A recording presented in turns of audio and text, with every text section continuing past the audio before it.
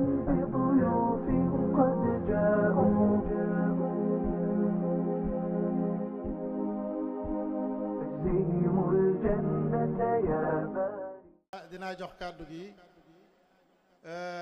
ambassadeur bu Guinée ki ko fi teewal muy monsieur Aboubacar Bangoura incha allahu taala mu jege si bu fekkee mi ngi fi su paree incha allah jox waqfu diyaana turkiya incha allah efendem Jibrail kullu incha allah baadahu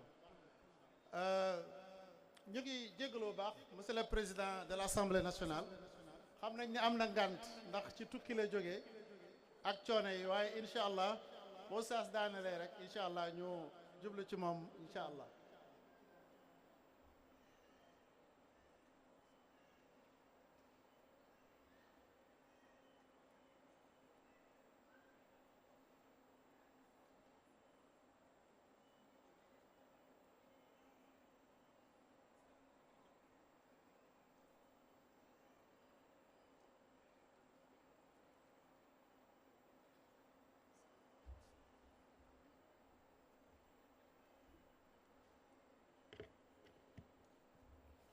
أعوذ بالله من الشيطان الرجيم بسم الله الرحمن الرحيم السلام عليكم ورحمة الله تعالى وبركاته.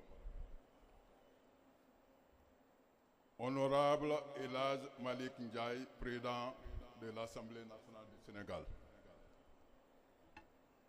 Monsieur le ministre de l'Éducation ou son représentant, distingués invités en vos rangs, grades, qualités et titres, Mesdames et Messieurs, c'est avec un grand honneur et une profonde gratitude que je prends la parole à l'occasion de cette importante rencontre commémorant cumulativement le 30e anniversaire et la 27e édition de la fête de clôture de l'année scolaire de l'Institut Ahmad Sarir Lo.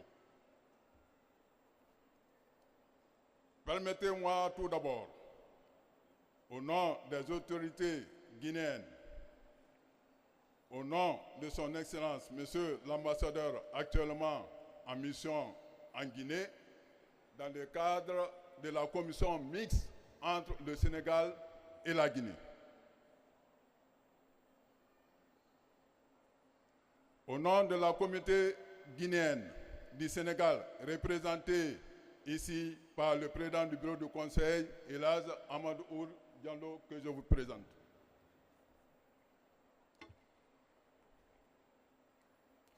De remercier le fondateur et l'ensemble du personnel d'encadrement de ce grand institut pour leur accueil chaleureux et leur engagement constant visant à donner un enseignement de qualité à cette couche vulnérable à venir de demain qui est malheureusement exposée de nos jours à beaucoup de fléaux dont les plus préoccupants se trouvent être l'extrémisme islamique violent et la migration clandestine qui endeuille beaucoup de foyers en Afrique.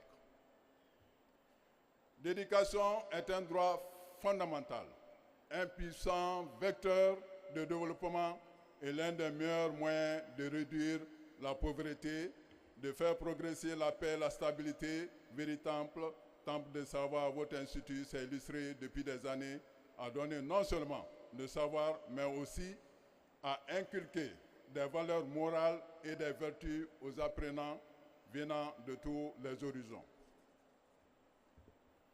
Particulièrement de la République de Guinée, dont les ressortissants représentent plus du tiers de l'effectif.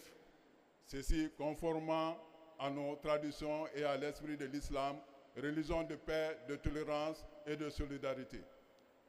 Les autorités guinéennes vous remercient, Monsieur le directeur Oustaz Mohamed Niang, pour ces privilèges accordés à notre pays.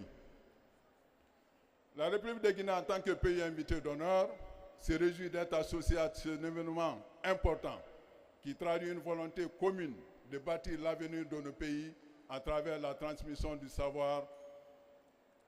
La coopération entre la République de Guinée et celle du Sénégal dans le domaine de l'éducation doit être renforcée. Nos pays sont liés par l'histoire, la géographie et les défis communs. L'expérience de cet institut en matière de formation mérite d'être partagée. Mesdames et messieurs, l'avenir de nos pays dépend de la qualité de l'enseignement et la formation que nous donnons à notre jeunesse.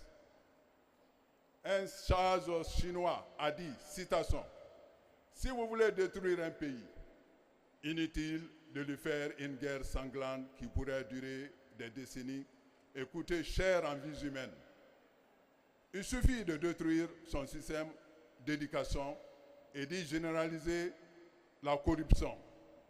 Ensuite, il faut attendre 20 ans et vous aurez un pays constitué d'ignorants et dirigé par des voleurs. Il vous sera très facile de les vaincre.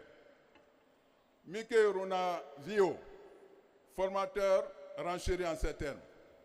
Détruire un pays ne nécessite pas effectivement l'utilisation de bombes atomiques, de missiles à longue portée ou autres armes de destruction massive.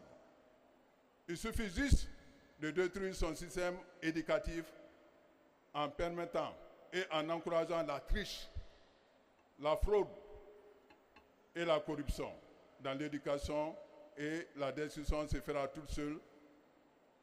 Ça sera juste une question de temps.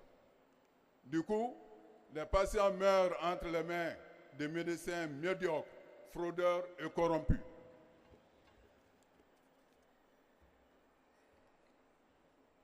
Des bâtisses, des autoroutes et des ouvrages d'art s'effondrent car conduits par des architectes et des ingénieurs médiocres, fraudeurs et corrompus.